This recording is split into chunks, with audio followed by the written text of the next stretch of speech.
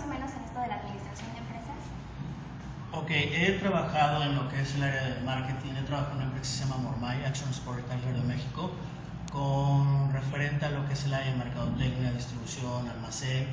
He trabajado para una franquicia de Holanda, de Laos Holanda, en el área de distribución, posicionamiento de producto. Actualmente trabajo en la administración pública en el departamento de recursos humanos y prácticamente en algo que se llama servicio de carrera policial, que prácticamente es el proceso educativo y profesional de los elementos de la policía. Ok, profesor, ¿cómo toma la motivación en su planilla de personal? ¿Cómo usa la motivación? ¿Cómo motiva a su personal? Ok, prácticamente para poder motivar tenemos que entender o comprender un poquito acerca de qué es la motivación en sí. O sea, dicho de otra manera, cuando tú tienes un puesto, tienes características esenciales del puesto, por consiguiente, tienes establecidas ya ciertas funciones. La pregunta es, ¿qué te llevaría o qué te motiva a realizarlas correctamente o en su momento, bueno, es parte de lo que es tu trabajo, pero qué te motiva a hacer un poquito más allá? ¿Sí? Existen estímulos ya sea en cuestiones económicas, que pueden ser ciertas compensaciones o ciertos premios establecidos, ¿no? O sea, esos premios corresponden a el grado de profesionalización o el grado o el nivel de desarrollo que tengas en tus funciones. Y hay características establecidas o montos establecidos para cuando haces todavía un poco más allá de tu trabajo, puedes ser acreedor a esas compensaciones o estímulos prácticamente. Ahora, no nada más pueden ser financieros, también existen otro tipo de compensaciones, como por ejemplo, si tienes determinados logros en ventas o tienes determinados logros en tu trabajo, hay empresas que estipulan que si bien no se te entrega un monto, por lo menos se te pueden dar 1 o 2 días de compensación para que los disfrutes, ¿no? Ejemplo, si descansas los sábados, por decir algo, descansas sábados y domingos, hay quienes te pueden dar desde el viernes. O si solamente trabajas sábado, mediodía y descansas completamente el domingo, hay empresas que dicen, ok, has hecho muy bien tu trabajo, puedes tomarte el sábado para que tengas 2 días. Son parte de lo que se consideran estímulos o motivaciones. ¿El modelo de contratación que se utiliza o con el que está más familiarizado?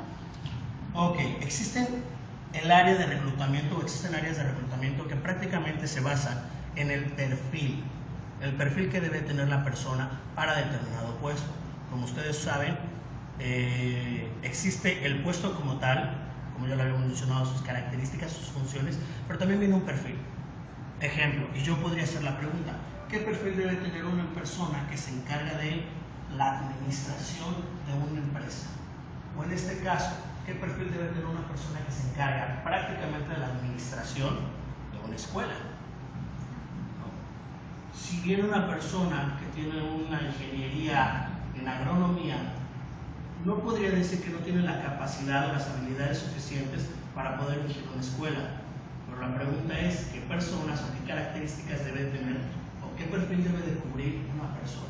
Ahora, en el concepto, en el área de contratación, precisamente hay áreas establecidas y también viene algo que se llama perfil psicológico, ¿no?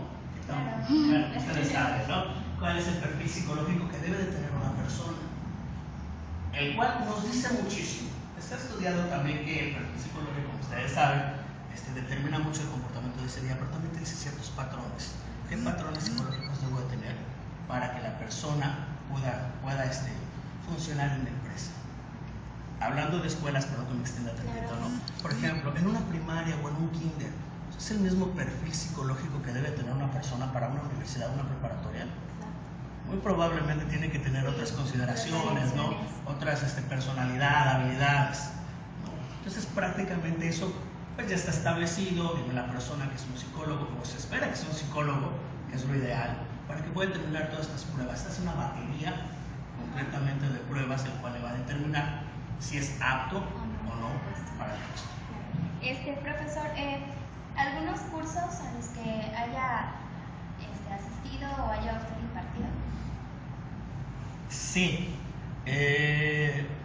bueno, uno de derechos humanos, que no he ido a varios, pero uno de derechos humanos me impactó, me gustó muchísimo, porque como ustedes saben, los derechos humanos, bueno, son universales, ¿no? Claro.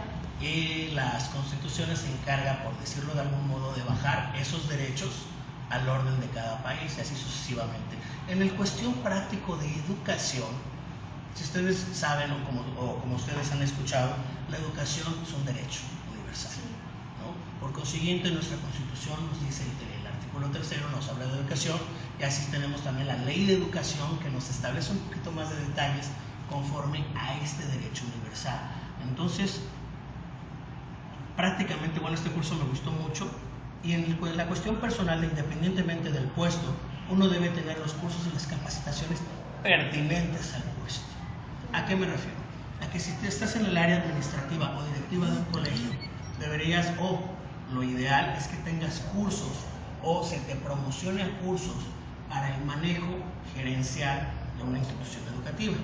Si eres docente o trabajas en el departamento, trabajas directamente ya con los alumnos, lo ideal es que tengas cursos relacionados con manejo de tecnologías de la información y comunicación, manejo de competencias, de cómo desarrollar las competencias, ¿no?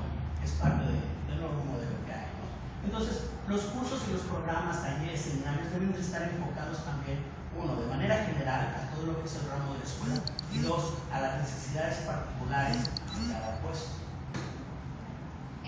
Profesor, ¿usted qué considera que debe ser un objetivo principal en una empresa? ¿Cuál debe ser como que un objetivo que no se puede olvidar nunca? Wow. Bueno, si hablamos de manera general, toda empresa, o como ustedes saben, toda empresa se crea con la finalidad de generar utilidades. Ese sería el fin principal. Pero desde mi muy particular punto de vista, desde mi muy humilde opinión, yo pensaría que uno nunca debe olvidar el trato con la gente. No sé si ustedes han tenido la oportunidad de ir a lugares, a comprar ropa, ir al cine, no lo sé, que de repente se encuentran con alguien que tiene todo menos una actitud amable, ¿no? Entonces, muchos de nosotros incluso vamos a lugares o dejamos de ir a lugares porque la persona de enfrente no nos atendió bien. ¿No? Es más, si es un lugar recurrente, dices, híjole, ojalá que no me toque con ella o con él, ¿no? Pero entonces, regresando a tu pregunta inicial, yo pensaría, o uno de los objetivos es nunca perder de vista el trato con la gente. Si lo ves desde el lado de empresa, o si es tu empresa o tu negocio, al final del día la gente es quien te genera utilidades. Si tú pierdes esa calidez con la gente, muy probablemente pierdas utilidades. Entonces, uno de los objetivos que yo establecería o pondría es que nunca debes de olvidar la calidez con la gente. Hay quien te dice, el cliente siempre tiene la razón. Yo te diría, la atención con la gente es la clave de tu empresa. Claro. Y para finalizar, profesor, ¿alguna sanción que haya recibido o usted que haya tenido que imponer en su empresa? Sí, cuando la gente no se apega a los manuales de procedimientos. Como ustedes saben, toda empresa debe tener un manual de organización y un manual de procedimientos. A veces podemos conocer perfectamente el manual de organización, que como características básicas ustedes saben que tienen el organigrama, funciones del puesto y así sucesivamente. Pero el manual de procedimientos te dice cómo debes hacer las cosas. Entonces, si desafortunadamente se han aplicado sanciones cuando la gente no sigue el protocolo o el procedimiento, al final del día genera un producto o un servicio que va destinado a la gente. Si ese producto o servicio no está creado o no está en base a las normas con el cual fueron hechos o cuál le rigen, muy posiblemente afecta a la gente. Entonces sí hay sanciones cuando la persona no sigue el protocolo.